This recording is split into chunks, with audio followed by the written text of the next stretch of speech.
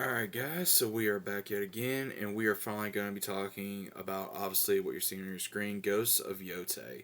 So, I know a lot of people, including myself, when this game got announced, a lot of people were curious of okay, are they going to do the same thing Assassin's Creed Shadows did, which I still need to play? Yes, I'm going to play it, have an opinion on it at some point. Finally catching up on gaming, finally catching up on a lot of things. But I want to get into my experience with Ghost of Yotei. And if you guys have played the game, then obviously comment what you thought about it. Comment anyway if you want to. All I ask is, listen to the whole video, keep open minded, but at the same time, be respectful. And this game, again, it had a hard, coming up type deal. And the reason why I say that is because I know the actress, apparently, she said something, and I don't remember what exactly she said. I think she was trying to go against fans or something like that. And I only heard it one time. And I was like, oh God, here we go again. And I still pre ordered the game. I was able to play it, I own it. And I'm gonna say this right off the bat. I enjoyed this game. I did. I did enjoy the game. And the reason why I enjoyed the game was because the graphics were gorgeous. Let me say that first off. The graphics were gorgeous. They they really did something that I wasn't even sure they were going to do. Because what they initially did was they brought a story that was similar to Jin, and they still paid homage to him in this game. Because Atsu, regardless of what you feel about Atsu, she was not a Mary Sue. Let me say it right now. This character, she was not a Mary Sue. I thought she was going to be. Now, granted, when she goes up against the first of the Yotei Six, which is the snake, yeah, he was drunk and she was able to fight him off, and she still had issues. So that showed right there. And she was able to beat him, and then she goes through this whole story of getting revenge for what happened to her family. And again, I am going to be going into spoilers here, so again, just cover your ears, or click off the video if you want to be spoiled, because she, her twin brother Jubei, and her father and her mother had a farm, and they lived in peace. They wanted their daughter to possibly go into music like her mother.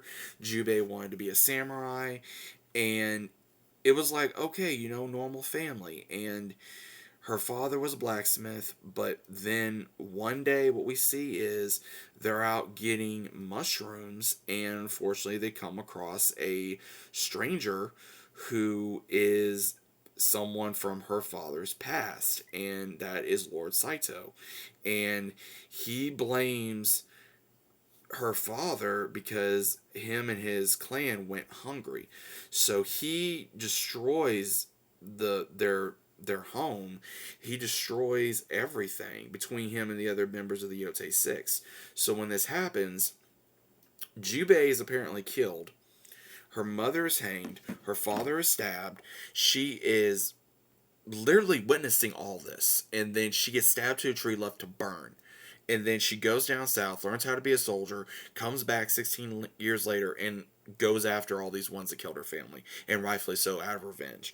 And when you go through the story, after the snake, you can go after the Oni, and when you go through the story, you see the samurai you meet, and it turns out to be Jubei. And it was weird because it was almost like, oh man, these two guys have a relationship. Then gets realized, oh, that's her brother. And it was like, whoa, whoa, whoa, whoa, really? So, and it was really interesting, especially, the comments of the whole, like, you don't recognize your own brother, things like that. And how he's learned that his sister is gaining the reputation of the Onuro, who is the ghost of this land. And he does not understand um, what she went through, and he does to a certain degree, but he does understand what she went through after, because again they were apart for 16 years, and they go against the Oni, and the Oni, he was a ruthless general that was very loyal to Saito, and he was very blind to that, and he was a ruthless murderer. And between uh, Atsu and Jubei, they're able to take him down.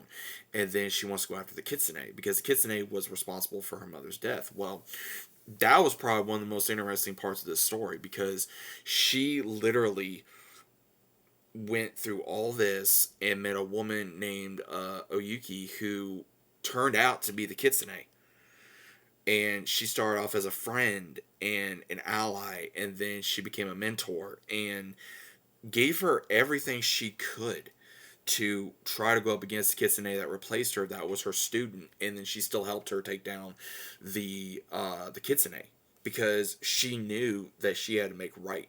And a lot of people can go back and forth saying, "Oh, well, she should have killed her," or "How can you forgive someone like that?" And again, I do agree on that, but it was still beautiful because you could see the emotion in this woman of she did not like what Saito put this family through, and she tried to help Atsu, but she knew also, and then she was branded because of her betrayal.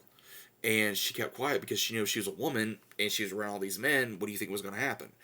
And Atsu and her come to an arrangement, and and this was, to me, this was a beautiful scene of them, singing and playing their instruments together, and you see her mother's spirit. And that was beautiful.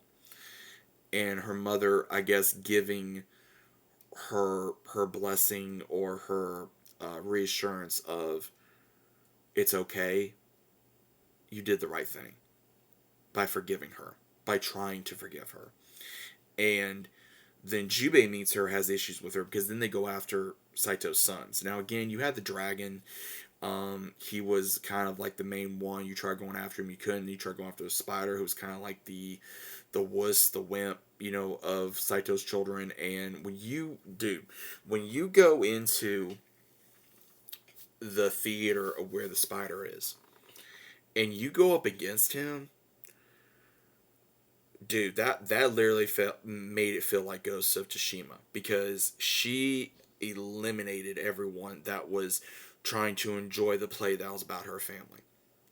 And she almost killed the spider, but she didn't because she needed information.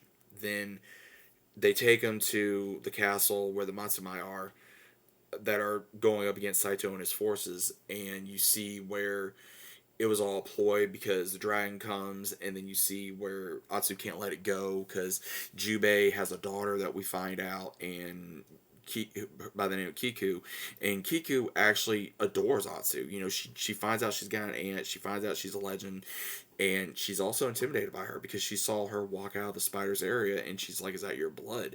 And she says, "It's not mine." And she started to realize that her aunt is a killer, that she's a warrior, that she is a monster out on this revenge. And you finally go up against the dragon, you kill the dragon, you're not able to get the spider, and you save Kiku, you're able to leave, but then you got to go save Oyuki and her brother from Saito.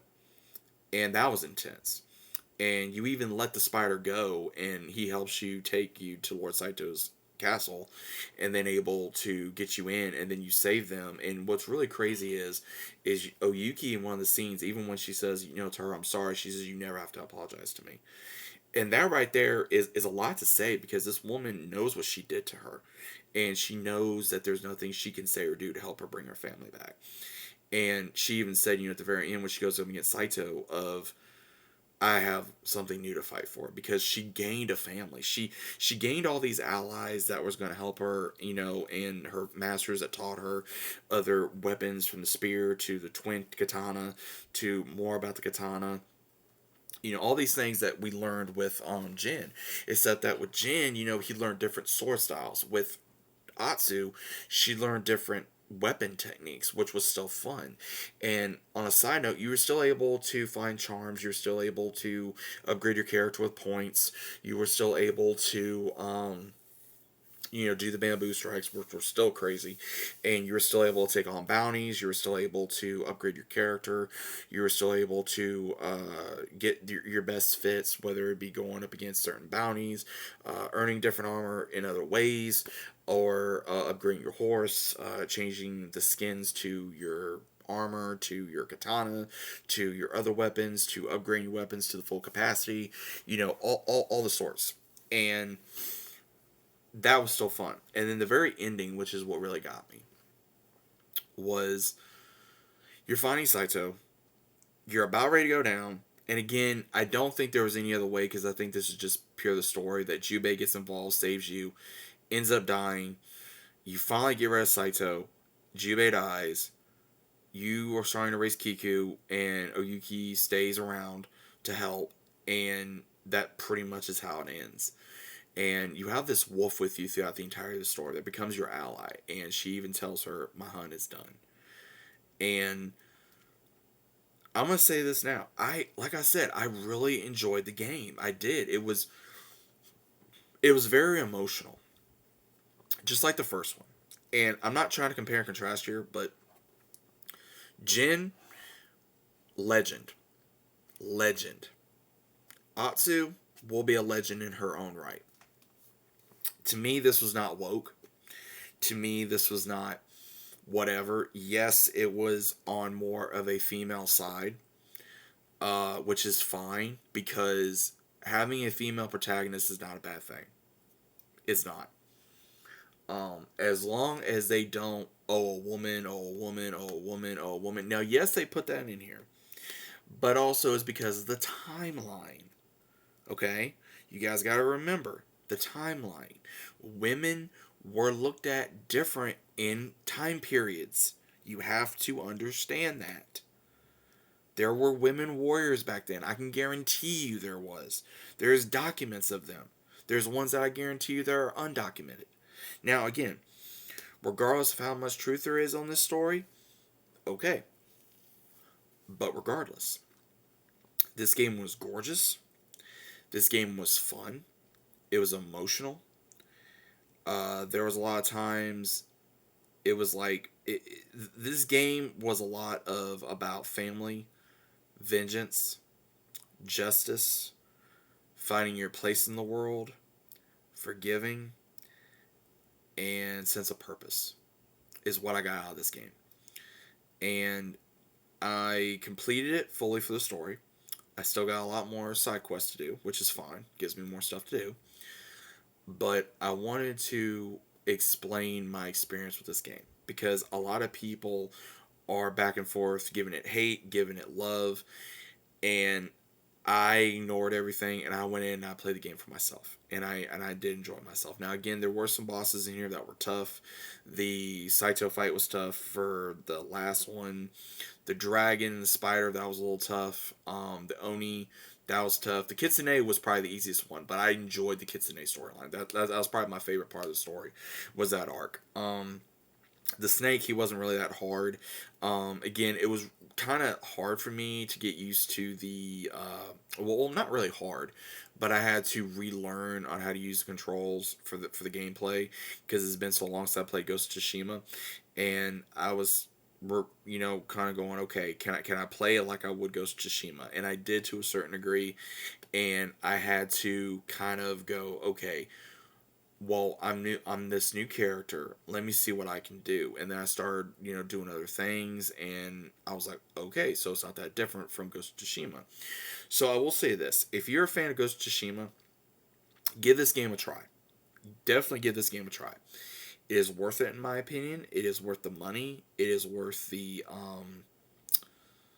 experience, and I'm hoping that the actress that played Atsu, that she watches what she says and she does not ruin her rep with these fans and ruin her rep as an actress, because again, I don't care, about her life. I don't care about all this and that, as long as she gave a good performance, which again she did. But at the same time, I'm hoping that she does not do anything to ruin her, the light fans probably see her in, that had probably never played Ghost of Tsushima, because Ghost of Tsushima was an amazing game and I love Ghost of Tsushima and I will still play Ghost of Tsushima. But guys, that's it for this video. What do you think goes of Yotei? Did you play it yet? Have you played it yet? Will you play it? And if you agree with me, that's fine. If you agree with me, that's fine. If you don't agree with me, that's fine. But regardless, out of my opinion, give this game a chance because you will not regret it. It's a hell of a story. Let me know what you think, and I'll see you as always on the next one.